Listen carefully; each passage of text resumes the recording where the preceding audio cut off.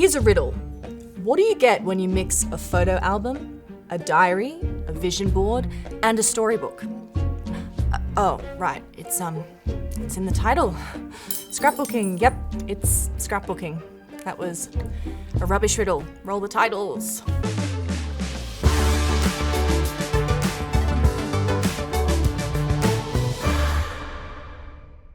Hi, I'm Lily, an art director here at Canva.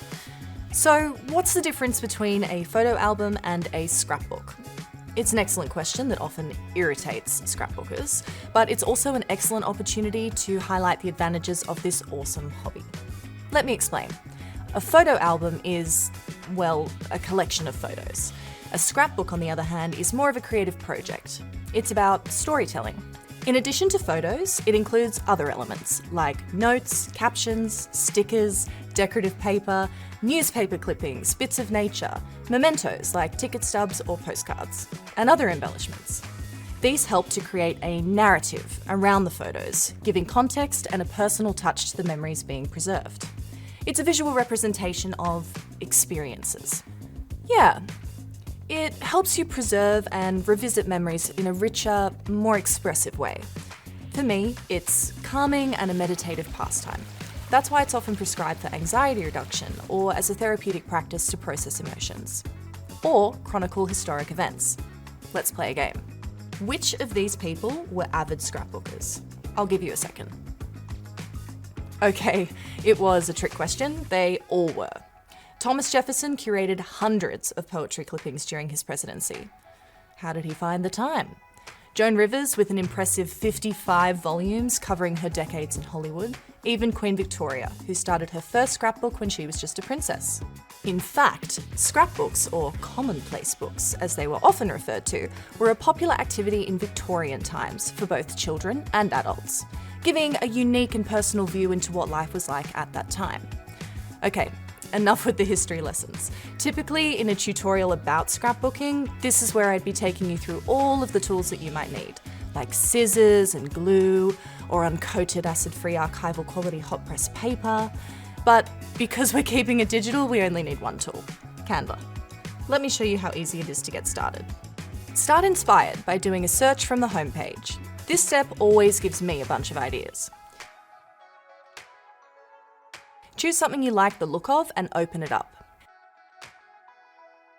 This one has some interesting textures and frames. Keep the Design tab open and collect more layouts and ideas. Make sure you create some extra blank pages because when you click on them, they'll replace the page that you're on.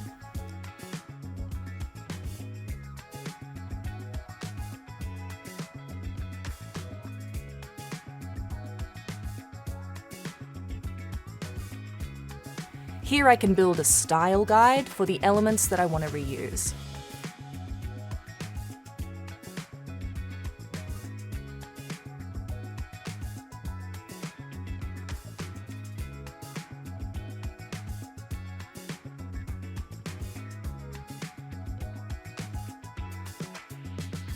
Okay, good.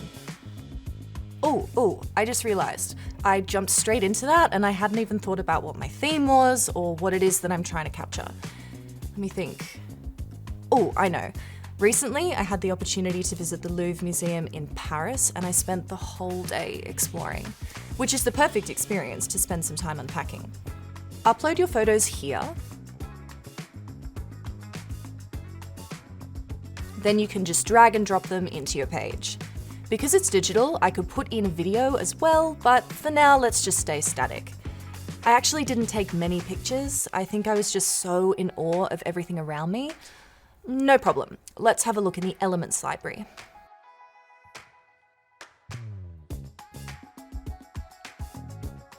Ooh, nice. That's an even better picture of the Mona Lisa. And I need a picture of the statue of Nike. I remember that made a really big impression on me. Perfect. Okay, that's the basics of what I wanted to show. Let me capture some thoughts of what I was thinking at that time. I want a font that doesn't stand out too much. There are handwritten ones, but I think I'll go for a subtle serif.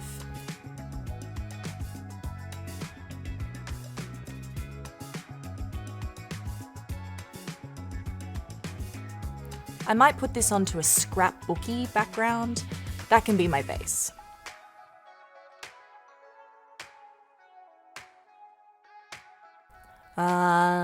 This gives me a chance to talk about the layering and overlapping. This is a major part of scrapbook layout, and in Canva, with the Layers tool, it's very easy. This shows all of the objects on this page, and this shows any objects that overlap. I can move things back and forward by grabbing this handle. Really handy as your design starts to become more complex. Let's get some additional elements on here.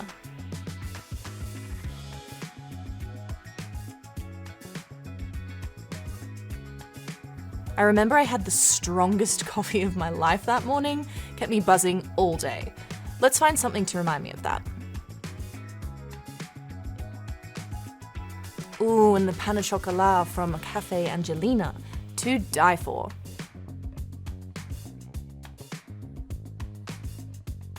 Okay, I think you get the idea of the process. Just let it lead you down memory lane. And in no time at all, the page is complete. Okay, I'm pretty happy with that. And it took me like under 5 minutes. That's why I love scrapbooking. It's a break from the norm, a chance to relive a cherished memory. And it's shareable. I went to the Louvre with a great friend of mine, but before I show you how to share it with her, if you're enjoying this, I know that you'll love our Tips from the Team playlist. It's full of tutorials and projects that you can try out for yourself. With most videos under 10 minutes, it doesn't even feel like learning. New videos are uploaded every week, taught by Canvanauts like me. This is a good one to watch after this, especially the bit about background remover and magic eraser. Okay, if you just want someone to see your page, the easiest way is to use a view-only link. Send this to them and this is what they'll see. Isn't that simple? If they want to add their own memories, I could add them here and give them editing permission.